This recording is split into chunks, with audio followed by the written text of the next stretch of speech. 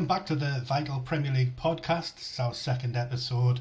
We are the writers for Vital. You've got me, Ash, writing for Vital Newcastle, Liam, who writes for Vital Everton, and Crippy, who writes for Vital Manchester City. How are we doing, boys? Not too bad. Good, cheers. Nice one, Ash. Good. Right, we've got a lot to get through tonight, lads. So we're going to go through our predictions from last week when we had Andy on, and then we'll get into a few bits and bobs. A lot of manager talk tonight, I think. So we'll go along with the score predictions first. We'll just rattle through them. We had Bournemouth versus Leicester.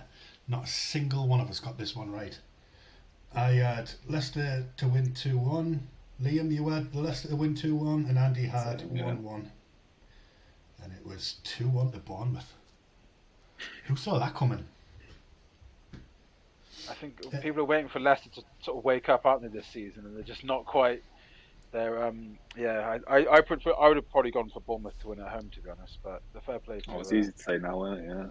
I know. I look like a oracle, but yeah. Here we go. Oh yeah, I had 2-1. Yeah, it's going to be 10 out of 10. Chelsea versus Squad's Wolves. solid, though, isn't it? Who's Bournemouth? Or Leicester's? Well, Leicester's. I think Leicester have got a good squad, and it's weird that they're underperforming so much to me. I can't understand what's going on, to be honest. Right, we had Chelsea Wolves. So I had 2-0 Chelsea, Liam 3-0, Andy 2-0. Liam got it spot on with 3-0. Yeah. It'd be the last thing you get right. Solid. Yeah. Man City Southampton. We all got a bit silly on the Man City one, didn't we? I had 5-0. Yeah, a little bit, yeah. Liam, you had 7-1. Andy had 6-0. It was only 4. And Haaland only got 1. Yeah, it was Last goal as well, wasn't it? One. Yeah. Slow day. Newcastle Brentford, we were all way off on this one as well. I had 2-0, Liam 2-1, and Andy had 3-1. Of course, it was 5-1. Brighton Tottenham, I had 1-1. Liam, you had 2-1 Tottenham. Andy had 2-2, and it was 1-0 Tottenham. So, Liam, you're not doing too bad here, are you, mate? Yeah. Palace Leeds. Let's wait. Palace Leeds, I had 1-0. Liam, you had 1-0 Leeds. I had 1-0 Palace. Yeah, Andy had 1-1, and it was 1-0. 2-1 to Palace. So I was the closest on that one. West Ham versus Fulham. I didn't even give a score for this one. I just said West Ham will win. So technically, I was right. Yeah. Liam, you went for a draw, 1-1. Andy went with 2-0, and it was 3-1. I mean, I'd like to claim a 1-1 because there was 2 handballs in that, so that one, okay, we'll give you half a point for that. I mean, my mate Eddie won't be happy with that, but sorry, Eddie. Eddie's not here, it doesn't matter. Arsenal versus Liverpool. I had 1-0 Arsenal, you had 2-1 Liverpool, and Andy had 3-2 Arsenal, and it was 3-2 to Arsenal. That's impressive. And Everton versus Man United. I had 2-1 Everton, you had 2-0 Everton, and Andy had 2-1 Everton. And it went 2-1 Man United. That's United all over, though, isn't it? They always do that. You think, or based on form, you think they'll bottle it away from home and they actually get a result. Yeah, which we've got unfortunately. next as well. And finally, Forest Villa, and I had 0-0. You had 2-0 to Forest, and Andy had 2-0 to Villa, and it was 1-1. And pretty boring game, all in all. Yeah, we're not good to watch. So we'll do our predictions for the upcoming week at the end, like we did last week. But first, we'll get into our first talking point, which was Steve Cooper was given an extension as Nottingham Forest manager when just last week we were on about replacement Rafa coming in. Liam, you've got a mate who supports Nottingham Forest. What did he say? Yeah, so I was speaking to it today about it. We were speaking about last night's game. And, I mean, he was buzzing that Steve Cooper's got this new contract. Mainly the fact of he's accepted that they might already go down, but he thinks that Steve Cooper's going to be the one that'll get them back up. Like, he's bought the players. I think I said last week that there was a rumour going around some of the players were bought by the board members, or the owner rather. And he was saying today that apparently the owner's son was saying, "Oh, Dad, go and sign this guy." So he basically loaded up FIFA and was like, "Oh, he's good, he's good, he's good." But he said the ones that Steve Cooper's signed that he thinks like Gibbs White, Nico Williams, the striker that they got, because they're all through Liverpool. Yeah. Apart from Gibbs White, obviously he was out there, weren't he, as well, Steve Cooper, so he knows them. Mm. So they're his players, and they're the ones that have actually turned out for him so far. What do you think about it, Crick? Because like I said, we were on about last week, we thought he was done. And Yeah, well, like you said, like Burnley did with Dyche, didn't they? They thought, well, we might go down, but we still think we have the right manager here to get us back up. So we're not going to throw him out yet because we think he's good with the players. And there are some good players at Forest. I covered them back in the day for a bit, and there's some good youngsters that have now. It's really nice to see them having come up because I used to cover like Yates and Johnson when they were still really fresh players, and they were just sort of trying to get themselves into the team. And now Brennan Johnson's obviously playing on a regular basis, and I think that young English core, and I think that Emmanuel Dennis is not too bad as well. But they've got a few in there that will stick around if they go down, which probably looks likely. But it's hard, isn't it? Because when you've got such a big squad like that, the wage budget must be quite big. So you're going to have a cull of players, and it's who gets lured away to somewhere else and who they can keep and build for next season. Because they could definitely if they go down, they can definitely go back up quite quickly if they can keep that good core of English lads there. So it's a decent squad. yeah, that's my fear with them, to be honest, is the wage bill. If they do go down, it might be too much for them, and it could cause them some problems. But also, there's still a long way to go in this season. And like you said, they have got a good core and they've got some good players there. All it takes is just a couple of games for it to start clicking, and then they could start to turn the thing around. Because if they're not, you've got established teams like Leicester who are struggling, Wolves are struggling as well. So yeah, sometimes newly promoted teams can be quite eager to get the axe on the manager just because they've had a really bad start. But as you say, there's 29 more games to go, and if they can go on a little run and pick up a few wins, which they will do eventually, they're still only 2 points off safety. So if they believe they have the right manager in charge, why not stick with them? It's a good sign of faith, and the fans obviously love him as well, don't they? So certainly I sounds think like it's a good gamble to make. Right, we'll go on to our next point because we have got a lot to get through. I'm not doing them in any particular order here. But this one does kind of link into what we were just saying about Steve Cooper. I'm going to go on to Arsenal. We've passed the second biggest test, and now they're the real deal. Now Arsenal are a fantastic example of sticking with a manager. Absolutely. Whether or not they're going to continue this form towards the end of the season and challenge City, I don't know. Crippy, was this your point that you put in? Yeah, I watched the Arsenal-Liverpool game at a pub with a friend, and I only got there to watch the second half, and I thought it was all Arsenal. I thought they looked great. I thought they deserved the win. I know it was a penalty and it was looked a bit soft on the thing, but I thought they deserved the win based on how they played in the second half. Played some great football, and I think after did they lose to United early in the season? Yeah. I think that was their first test, wasn't it? Against the Big Six team. They lost that and it was like, okay, but then they beat Tottenham and then beating Liverpool. I know Liverpool aren't the Liverpool of old, but that's still a good win. They could have easily drawn that game and then had been disappointed drawing at home. But yeah, I think it's probably time to say that they are going to be the closest title contenders to Man City this season, and they deserve to be. They're top right now. They look good. They can score goals. They got a good squad, so why not? Yeah. What do you think, Liam? I mean, my only issue with Arsenal, I reckon, if they lose Martinelli or Jesus, I think they're screwed. I mean, Martinelli was something else on Sunday. Oh, I mean, was it the first goal where it was like Henry of old? Yeah. I remember that Henry goal against Tottenham, when he picked the ball up inside his own half, and he was just gliding past players, and that's what he did on the weekend. He was so good. Yeah. But I think if they lose him, or Jesus, or even some of the centre-backs, I think they're screwed. Like, a couple of injuries down that spine, like we did last season, we lose a couple of players and it's a completely different team. Yeah. To be honest, that's a bit like Newcastle at the minute as well. Like, we had that spine decimated at the start of the season and it made a massive difference. So yeah, I can see what you're saying about Arsenal. And Jesus has been a revelation since he's gone there, mind.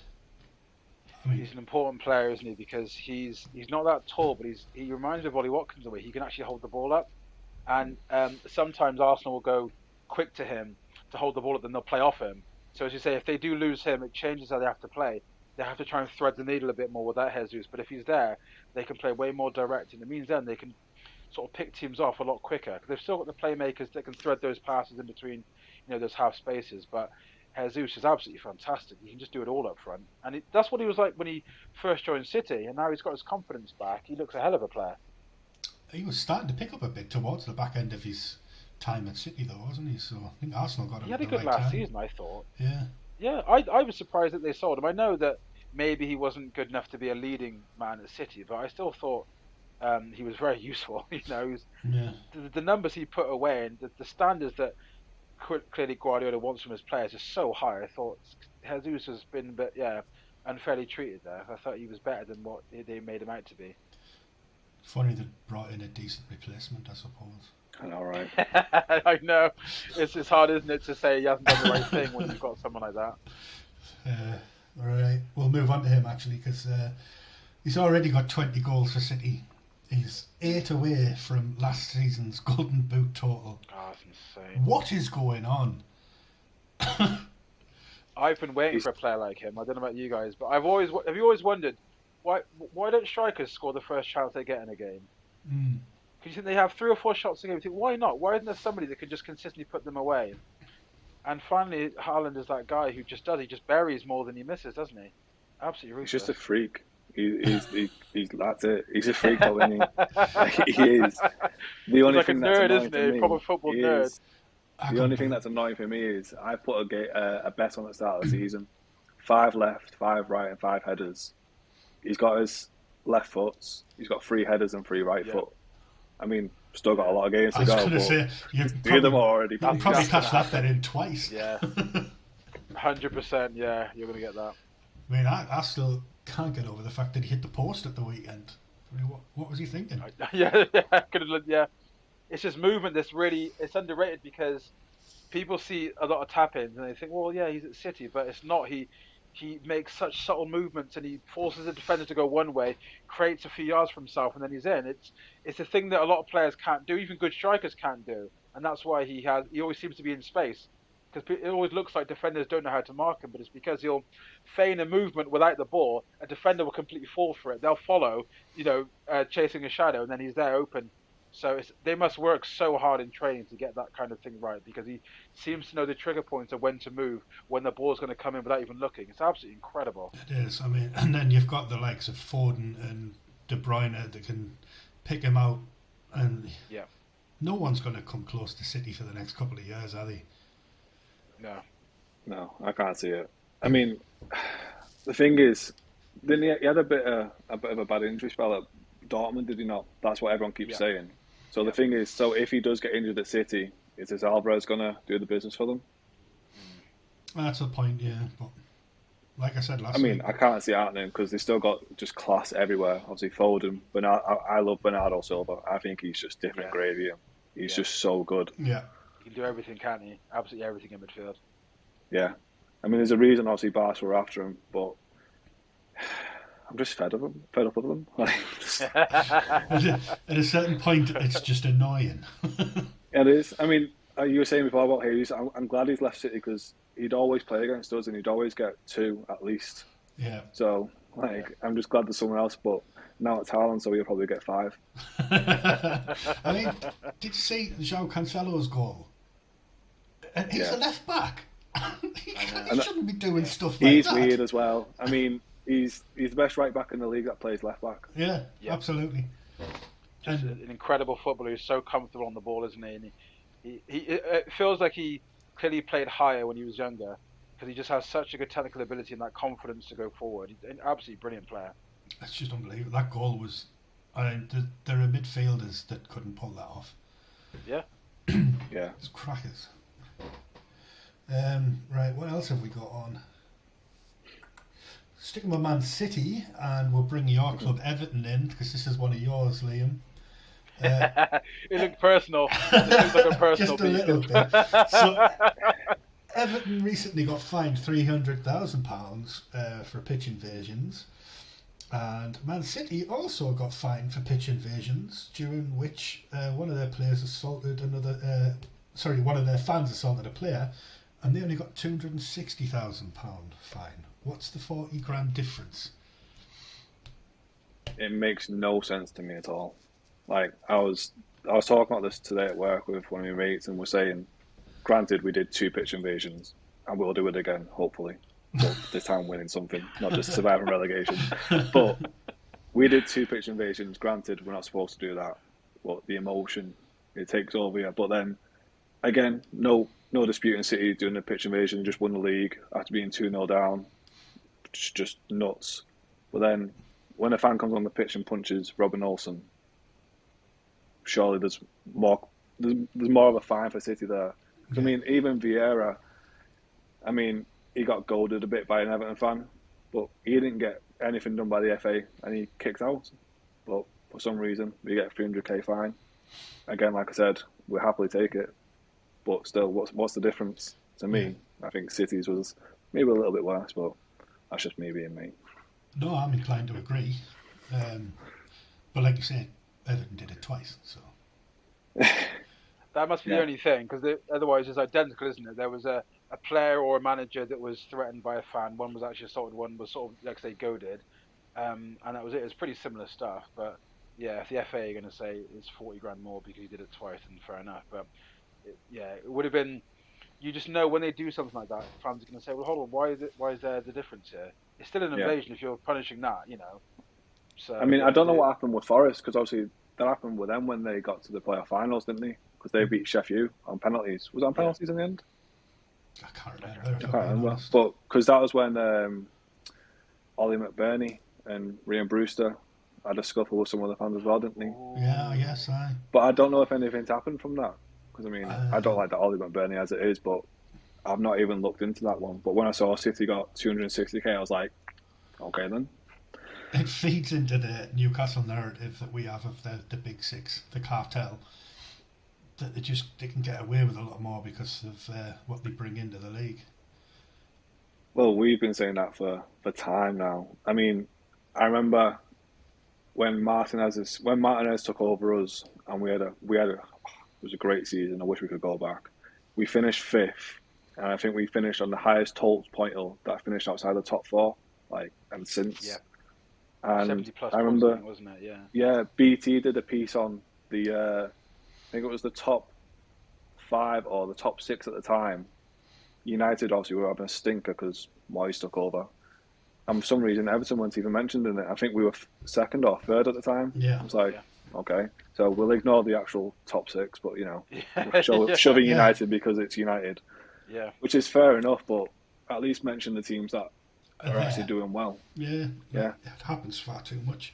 It's the media that drive it just as much as it is the league. And obviously we had that Super League thing where everyone showed their true colours on that one. But it's not helped by the fact that the media just think that all anyone's cared about over the last 20 years is those 6 teams. Well, that's just not the case. Well, let's not forget the football only started in '92, didn't it? Apparently so, yeah. Yeah. I don't know. It does my nut in, but hopefully Newcastle can break into that cartel and destroy it. I mean, I hope you do as well, to be fair. Yeah. I hope you do. I mean, I hope you don't win everything. I just hope we don't turn into one of them. I hope we... Well, I think Newcastle still have that... they still have a fan base that's a core still of Newcastle. Because when Newcastle weren't doing as well, they still had big attendances. So it's not as if that Newcastle were a nothing club before they had the investment, was it? They already had a fantastic group of fans that were very passionate about the club. So I don't think they'll have the same reputation as other sides, because Newcastle will always be seen as one of the OGs in the Premier League, won't they? I think Newcastle have always got that reputation. Hopefully, but with money brings jealousy, and with the jealousy just brings a different slant to a story. And I can see Liam's face changing. The more you were talking about Newcastle's fan base there, I could just see his butthole. I've just got one question. Because we asked Andy last week, and it's just reminded me. So we won't go into it too much, but in your opinion, who is the bigger club, Everton or Newcastle? Everton. Oh! At least someone's got brains. Oh, the pain! Everton, right. Yeah, I do think Everton. And give us some reasons behind your winning statement there. Well, Obviously, this is just my own opinion. This is my own opinion, and I love Of course. Newcastle as a club. I got no, but I just feel that in the last 20 years, Everton have just been consistently better.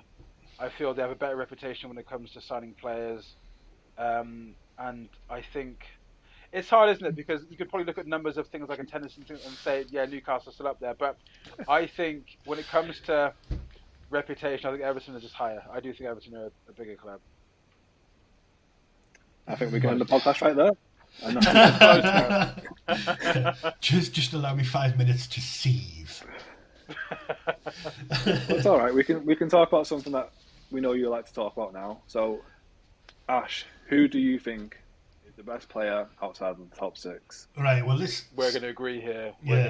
But this sucks because this was like I put this on the list the other day, and it was an original thought, and then Monday Night Football came along, and not only did they run with the same question, they give it the same answer, and it has to be Bruno Guimaraes. Just has to be. Yeah. But I'm not sure Liam's not Joe Linton, no. Joe Linton's second. No, I mean, I'm not gonna lie, I've not watched enough of him. He is class. I mean, there's a reason everyone wanted him. I still find it weird why he chose, no disrespect to Newcastle. So do I. But at the end of the day, I mean, if I was a Newcastle fan, I'd be the same as you. It's like when we had Lukaku, he was the bee's knees until he thought he could go on to bigger and better things, and look at him now. And that's it. I mean, we just nicked him from under the noses of Arsenal. Could you imagine if he'd gone to that Arsenal team as it is now? Yeah. That would have been phenomenal, but he didn't, and he went to Newcastle, and he's mint, and he's class, and he's ours. And I genuinely think that the only first 11 that he doesn't walk into and instantly improve is Man City's. I think he can just walk into any team in the league and make them better. I agree. Yeah, I'd probably agree with that, to be fair, yeah. Yeah, I agree. Got to be honest, wasn't expecting that. Maybe from Crippy, but not from Liam. No, I mean, I'm just looking at obviously the big six. Like, so what type of player is he then? Because like I said, I've not watched an awful lot of him. Well, that's the thing. So is he a deep lane playmaker? Is he an advance? Is he box to box, or does he literally do everything? When he was brought in, we thought we were getting a defensive midfielder. Yeah. And then he just started knocking in goals for fun, and he's got an eye for a through ball. He can ping a ball left and right, so he can literally play any role in midfield. From deep lying to like right forward. So Ash, correct me if I'm wrong here. So I covered Newcastle for a bit when he joined, and as I saw it, like you say, defensive midfielder, that was his reputation when he came in. But because he was sort of better playing higher up, then Longstaff had to be included as a holding midfielder, so then Bruno could just be free. Yeah. And then obviously Joe Linton next to him could be that ball winner as well, that sort of destroyer. And then Bruno just really came out of his shell. Because he still turns over the ball incredibly well, considering he plays higher up. But he's everything that Douglas Luiz was meant to be at Villa. Bruno's the real deal when Douglas has failed, so yeah. And Douglas, I don't think he's too bad, but I just think Bruno's just light years ahead. It's just next level. They had all the stats on Monday Night Football last night, and the only stat he was beaten on was from Declan Rice, and I can't really remember what it was now, but he was top of every other, maybe? Something like that, but he was top of every midfield stat in the league. I'll tell you one stat he wasn't on now. How then? So, only other than Kevin De Bruyne, do you know who the second most creative player in the Premier League is in open play? You're going to say Alex Iwobi, aren't you? It is, mate, yeah. Wow. The GOAT, Alex Iwobi. Wow, I wouldn't have guessed that. But he's another one. So like Joe Linton, we were saying before, Ash, off before this, like Iwobi, since Lampard's come in, he's just turned into some like a player no one ever thought we would have seen. Yeah. He's rolled back. He's literally gone to Uncle JJ and gone, "Give us your boots there," and he's just like another little JJ Kocher, isn't he? So, I mean, his goal obviously maybe not as good, but like, yeah. My philosophy always is that there are no bad players. There are just players playing for the wrong club, in the wrong system, or at the wrong level. And like Iwobi proves that, doesn't he? Because he was down and out at Everton, wasn't he, for a while? People thought what a waste of money. And then the manager comes in and sees something in him, and the confidence is back with him. And there you go. There's the player he was from Arsenal. Mm. 100%. I mean, we were saying before, you don't just fluke it through Arsenal's academy for not No, you being don't. good. You're right. The standards are too high. Absolutely. Yeah. But, like, granted, for Nigeria, it's not really a hard team to break into, but as a 10 for Nigeria, he was a lot better. And Yeah. I think it was under Ancelotti. He's turned around and said, my best position is a 10. He played it in one game, and someone got sent off for us, and he had to drop into midfield, and it was just like, I can't even prove it because I'm now playing out of position. Then obviously Lampard came in, and because he's got that engine, he played him at right wing back, played at centre mid, played him on the wing, and because he can just run around for 90 minutes, it was like, you know what, you're doing me your job. And this season, he's just gone on and gone on, and I'm just glad he's got a goal because he's deserved it. Yeah. And what a goal. Players like him, it can be a gift and a curse being so athletic and fit because, like you say, you get dumped on the wing a lot because you can run, but he could always play. And if you've got someone in the middle that can also play but has that energy, it means you can get the ball back so much quicker. Yeah, definitely. And he does that. He's not just going forward. He's turned into some sort of like number 6 at times. Like you always see him. So when we played Southampton the other week, he was always offering himself to Cody and Tarkowski. He'd start off the play, and then he'd allow Onana and Gay to move further forward. And as soon as he's travelled with the ball, Gay just drops back into position, and it's just good to see like players actually, well, from my point of view, playing for the badge and actually doing something that we appreciate for once. Because that was his strength. He worked at Arsenal, even when they were down in that, he would always collect the ball. He'd be brave, always to want the ball and collect it. And like I say, he works hard. He can turn the ball over. So he has everything about him to be a great midfielder. It was all there. He just needed a manager to believe in him and maybe just tweak his positioning a little bit where he could be more effective in the final third. And now he's a great player. I mean, that's one thing he was saying. So he'd always try and make a forward pass, and when he came to us, he was always trying it, and it was going wrong. And obviously, the fans got on his back. But as soon as we could see that he was trying, when he'd make a forward pass and it wouldn't work out, he'd sprint back straight away, and that's when he starts to win the fans over. I mean, unfortunately, Ronaldo got his 700th goal because of a pass he made, but we'll get onto that afterwards. See, you compared him to Joe Linton before we started recording, but I think he's more like a Miggy Almiron. In terms of the energy and the turnaround, I mean, I know you're laughing at Almiron, but I can't stand him. Sorry. If you watch Newcastle recently, Almiron's form is loads better, and his final ball is improving. He's got more confidence. I can see why you don't like him, because to be honest, I wanted to see the back of him. I wanted to sell him in the summer, and now I think he's one of the first names on the team sheet. Well, actually, I'm gonna take my words back because obviously we play you next Wednesday, so I'm not going to slag him off. Because that always comes back to bite me. So he's a world beater. I think he should be a bigger team. Almiron is definitely a confidence player. You can see that with him. That when 100%. When he's got an arm around him, he plays so much better. But when he feels that the world is all on his shoulders, he struggles. He wilts under the pressure. But I see why the fans love him, because even when he has a bad game, he works hard, and people appreciate someone that still does the basis of football, trying to work hard and trying to play football. So I can see why people love him. I know that sometimes his output has been poor and his numbers aren't as good as they probably should be for someone that plays on the wing every game. But yeah, I can see both sides of the argument there. Yeah, that's exactly it. He does cover every blade of grass every game, whether he has a good game or a bad game. But recently his decision making has improved a lot, and that's always been his biggest flaw. Yeah. But while we're talking about the differences and similarities of Everton and Newcastle, Crippy, where do you think these two teams are going to finish this season? Well, Villa fans are obviously quite worried about Newcastle this season. I always said, I don't know why, because we're not even closer than this season, so write that off. I see Newcastle being right on the cusp of the Big Six. I think they'll be thereabouts. I'm not sure exactly where, because you know what happens in the second half of the season, the Big Six always have a bigger squad, and then they can survive the injuries. That's what always happens. That's why it's so hard for clubs like Newcastle, the West Ham, that kind of thing, to stay up there, because they just don't have as much depth. So I think Newcastle could probably get into Europe. I think, is it Europa Conference League 7th? Yeah, 7th. 7th or 8th. Or 6th. I think it all depends on the FA Cup as well, doesn't it? In the Carabao Cup. I definitely think Newcastle get that. Everton, I think, will probably be neck and neck with Villa, to be honest. I'm not expecting a lot from either club. I think it's going to be that 12th, 13th mediocre kind of season, I think, with both clubs. I'd be I mean, surprised if we'll they're take both that top after half. last season. We'll take that after I last know. season. It's sad, isn't it, seeing It that? is. Because It Villa is. put in a lot of money to get nowhere, and obviously Everton as well have had those heights before, and now it's back to, it's lowly.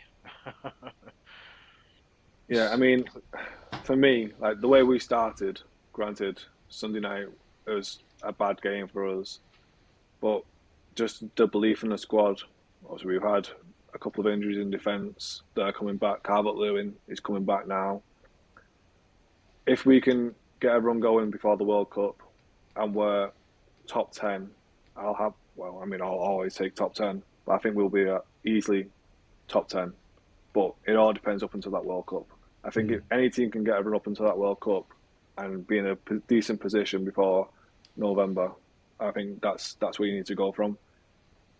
I think if Everton could get a goal scorer, they need goals. That'll be the thing, because so many games are close because Everton just don't have someone fit yet to get them over the line in games. A lot of their results, they score 1 or 0 goals, isn't it? So I think that's going to be the one with Everton. If they can get someone that can consistently score, and even as a team score more goals, I think the top Yeah, goal scorer's got 2, and that's Anthony Gordon. So that's one thing they definitely need to improve on to I think try and maintain hopefully that. with Calvert-Lewin come back now, I mean, obviously I watch them week in week out. Damari Gray's balls into the box, and McNeil was bought in for that reason, for Calvert-Lewin in the Yeah, box, like a target. I think he'll have a yeah, he'll hit 15 if he stays fit. That's the issue. Yeah, that's always been with Calvert-Lewin. I wanted him at Villa. I think he's a great player, but yeah, his injuries will always cost him, because when he comes back, he's never 100%, is he? So it'll take. Yeah, It's hard to jump straight back into it. It's a shame, really, because he's a fantastic striker. he is. Just He is. has muscle problems and whatnot. Yeah. What about you, Ash? Where do you reckon you'll finish then? I'm not as confident as Crippy in the fact that we'll get European football. Um, Okay. I don't know. I think that's just me trying to sort of dampen The expectations. pessimist So, of yeah, so Newcastle. I'm not. Yeah, So I'm yeah, not disappointed at the yeah, end of the season, because it's yeah, doable. It's there. If we continue on the same vein of form that we're going now, then yeah, it's there. But yeah. for me, I echo the sentiments that Amanda Staveley said in an interview recently, that improvement for Newcastle this year, success for Newcastle this year is just improvement in the way that we're playing and things on and off the pitch. So like everything improving around the club, and that's what they're going to class as a success this year. So as long as we finish 10th or above, that's a successful season, and I'm inclined to go along with that. But I think ideally, I think 6th, realistically 7th or 8th. 2 good strikers, 2 good midfielders. That's the key. And you got a great defence as well. That spine is absolutely solid of Newcastle's. Oh, it's Let fantastic. alone some, So that's why I think Newcastle can do it. It's just injuries that buckle us. We're quite It is, unlucky. yeah. We'll go on now that we've revealed that you're a closet Aston Villa fan.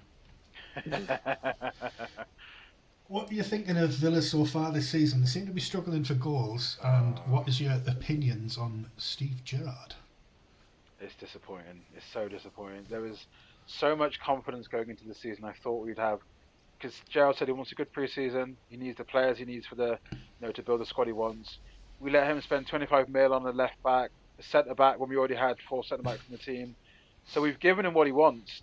Yeah, he didn't maybe get another striker, but we've already had Watkins and Ings, and we've got Archer. So it's, how much more do you need really to get this team firing? And we're just not delivering on the pitch. And the performances are bad as well. It's not just the results. It's, we're bad to watch. We don't really play good football at the moment. We can't score for love and the money. And I think there's 3 games where I think we've got Chelsea, Fulham, and I think Brentford afterwards. Gerrard could be legitimately in trouble if we don't get at least 3 points in those 3 games. Because I think Rodgers could be on his way out of Leicester soon if things don't improve. And if I was the Villa board, I'd be sending a little message to Rodgers' representatives just to see if you're thinking of swapping Gerrard out, have Rodgers in mind, kind of thing. But I think Gerrard he's in trouble. I wouldn't sack him yet, but he is in trouble because we don't look good, and the board have been pretty accommodating to what he wants when it comes to players and transfers and whatnot. And I think we should be doing better than what we are. Yeah, well, we were a bit mean about him last week when he said he was stealing a living as a manager. Liam were very vocal about the fact that he wanted him sacked. Can't imagine where that animosity comes from. Yeah, the fan base are pretty split right now, as you can imagine. Some people are like, "Oh, give him a chance and see how it goes." Some people want him out. I think it's still early days,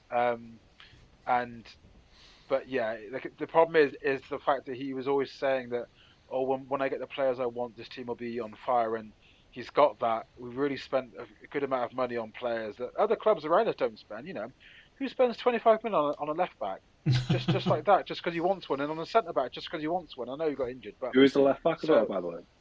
Dean jumped right into that one, didn't I?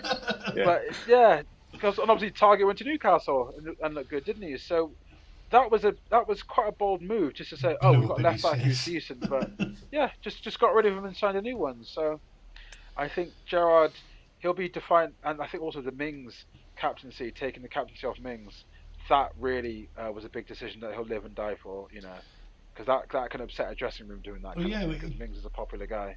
He took the armband off him, and Mings turned to shit. So yeah. It's almost like his power came. Took the armband off and dropped him. Yeah. His power came from that armband. Well, it's hard, isn't it? Because when you're the one who's winning all the headers and you're the one trying to lead from the back, you are naturally a leader, aren't you? And without that band, Mings must feel so conflicted on how he has to act in the dressing room, because he's still a big voice and players do look up to him and he's a likeable guy. And with McGinn now being the skipper, and McGinn's not played well at all this season, people want Young to get the band now. So it's a thing where we probably would have been better off just keeping Mings as captain and just putting an arm around him and say, you know, these mistakes can be eradicated from your game, kind of thing. But they're the decisions that Gerrard will have to stand by, you know, as manager. But I think he's not on borrowed time yet. But the next month of games, I think he could be a lot of pressure on his role, really, if we don't get the results in. One thing that I've got an issue with, I mean, what's annoying me the most is that I think the last few games that Gerrard's won, both have been against Everton. So, of course it is. But when we played you this season, I mean, granted, it was we got beat, but you played Coutinho and he was non-existent.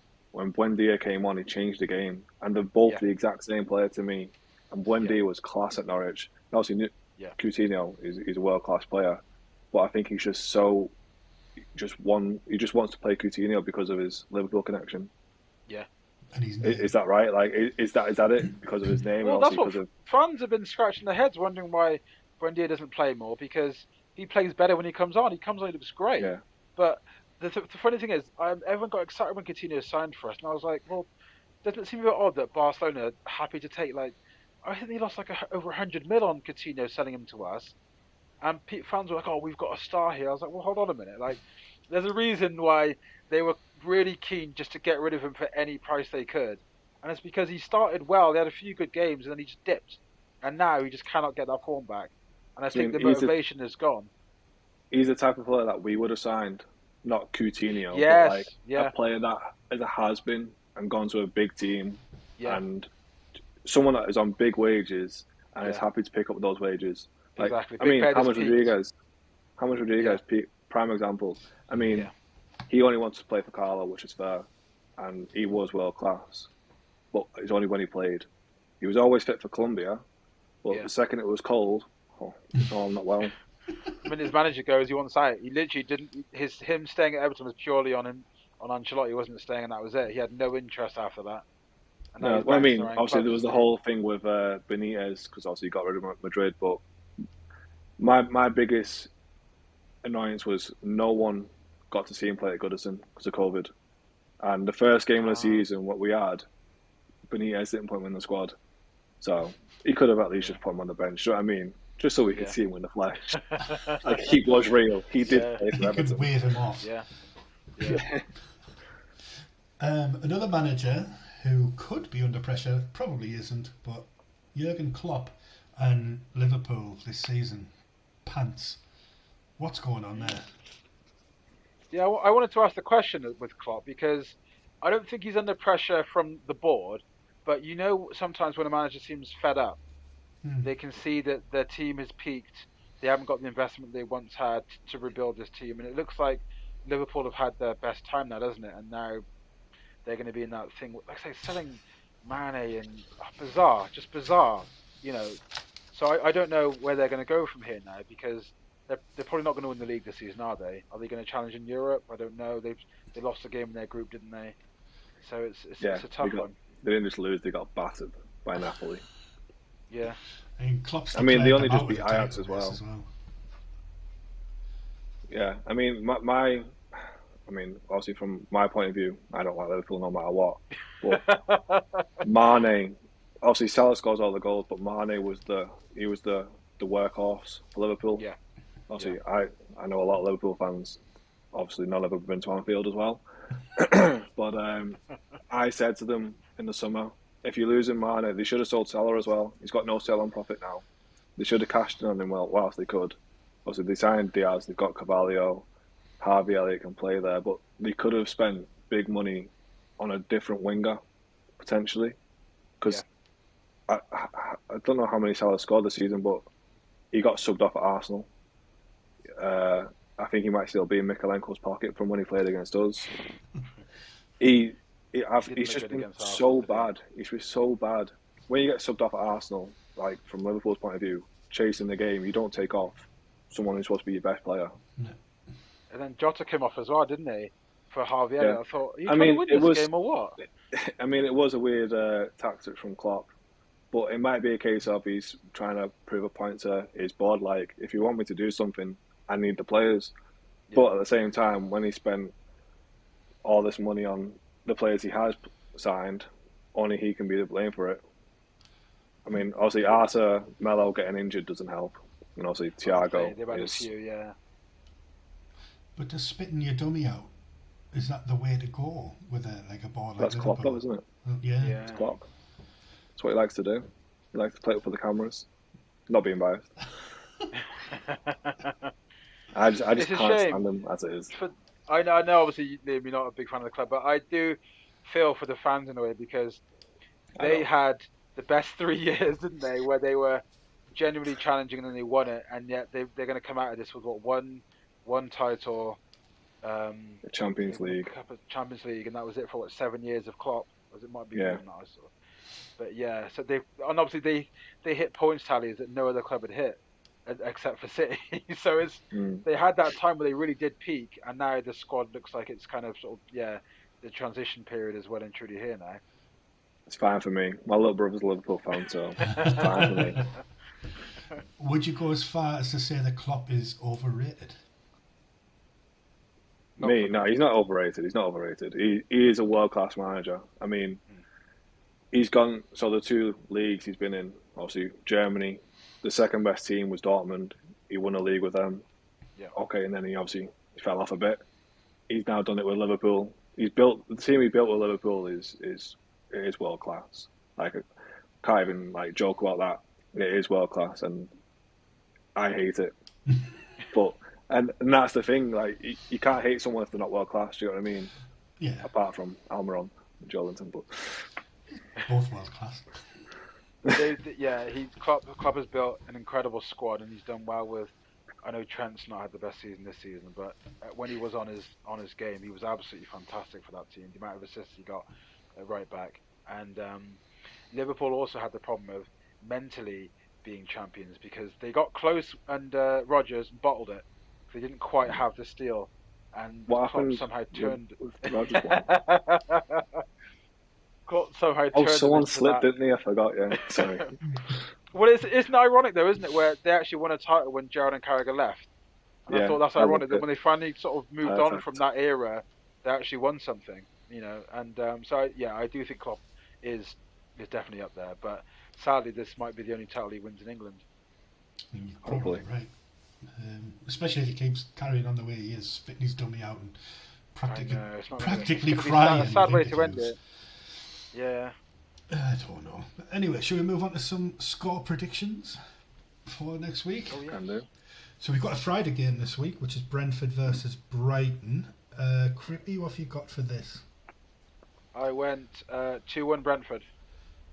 Ooh, you got Brentford bouncing back after they got Yeah, demolished I think at the weekend. I think they'll do it. I know. I might live to regret that one. Liam, what have you got? To be fair, I'm going for a Brentford 2-0 win just because it's a Friday night game.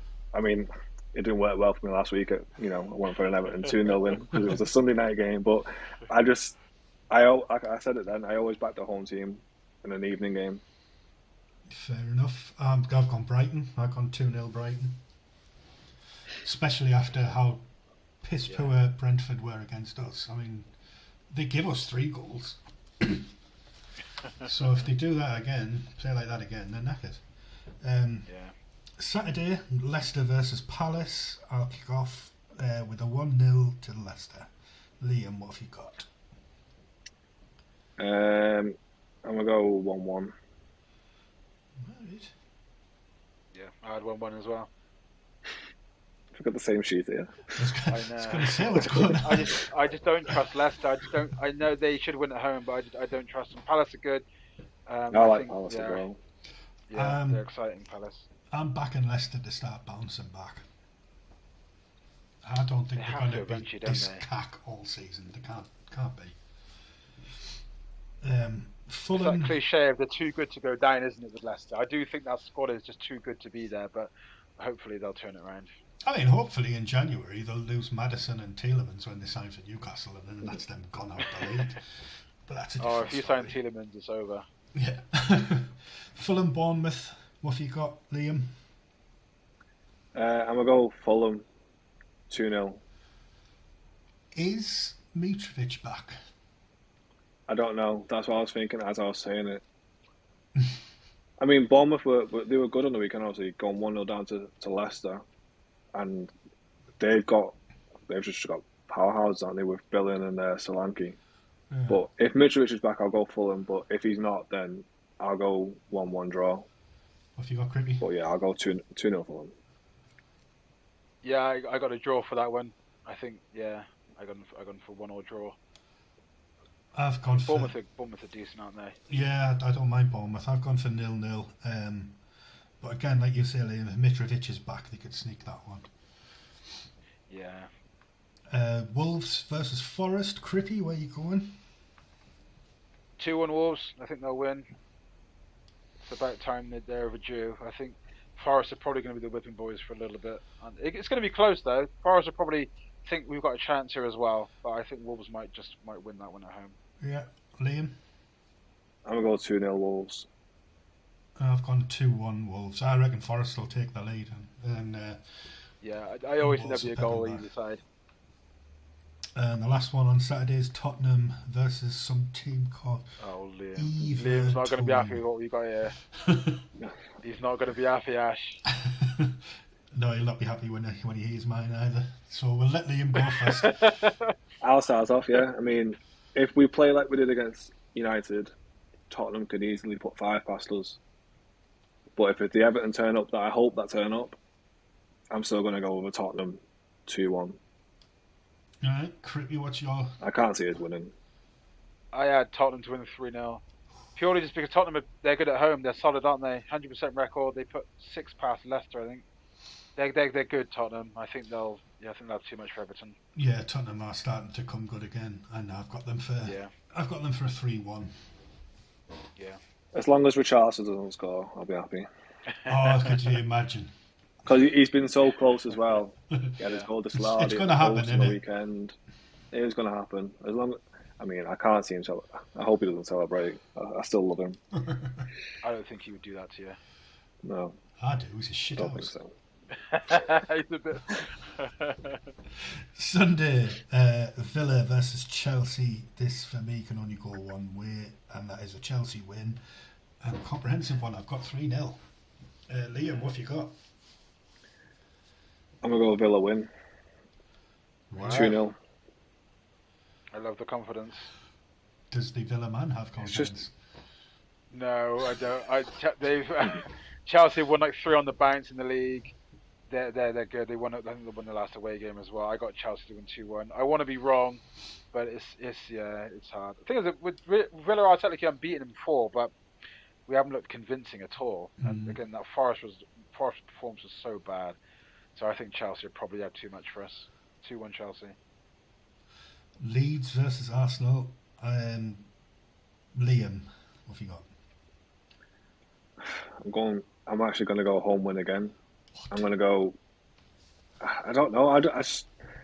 Arsenal are going to slip us at some stage, and I think Leeds, just because Leeds is a horrible place to go, Andy will love it. But I just feel it. It's just a 3-2 Leeds. I'm going to go 3-2. Well, in fairness, Leeds have won 2, drawn 2 at home this season, so they're unbeaten. So you can't say they've not really put much of a foot wrong. In fairness. So what's your prediction? Chelsea. Yeah. What did I have? I think I went for a draw, 1-1 draw. If Arsenal get a result at Ellen Road, I think that is impressive because Leeds aren't slouches at home. But I think a 1-1 draw. I'm being conservative. I just think the way that Arsenal are going, that's another win for them. I've got them 2-1. This next one is Man U versus Newcastle. Crippy, what have you got, mate? I went 2-1 Manchester United because they're at home. I think they could easily lose if it was at St James's, but I think Newcastle's record at Old Trafford is obviously. I know with the Moyes era, it's sort of ruined it a bit, but it's a tough place to come, isn't it? I think Man United will win 2-1.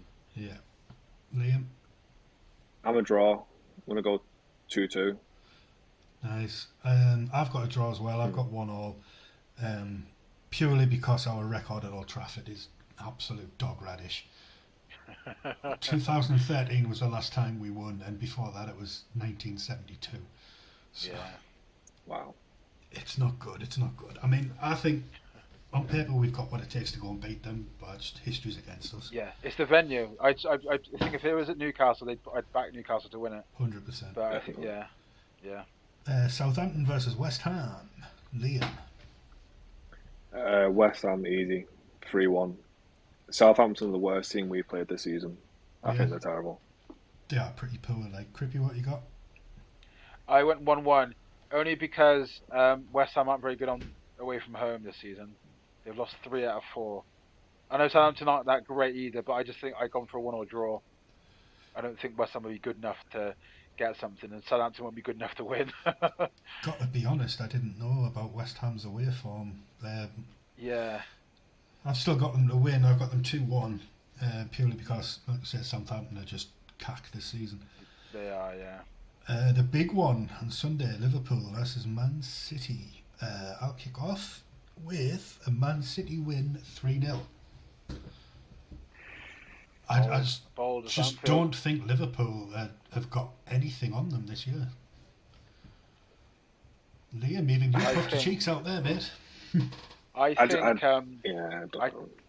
think Liverpool might be sort of in damage limitation mode because they've been humbled by Arsenal, and I think Klopp will say, just don't lose this game.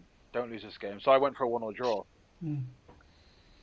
I just can't see 3-0 City. I'd love nothing more than a 3-0 City.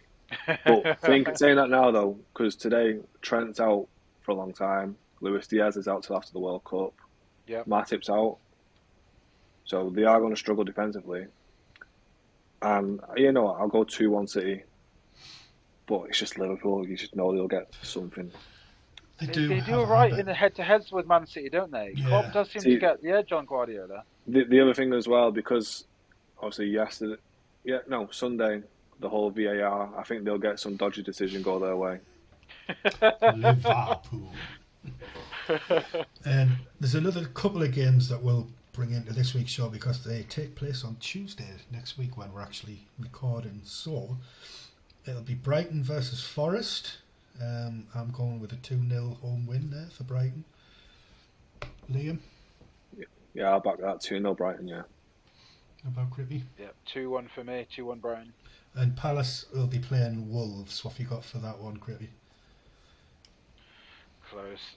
Palace should probably win 2-1, but I could easily see that being a draw. Liam?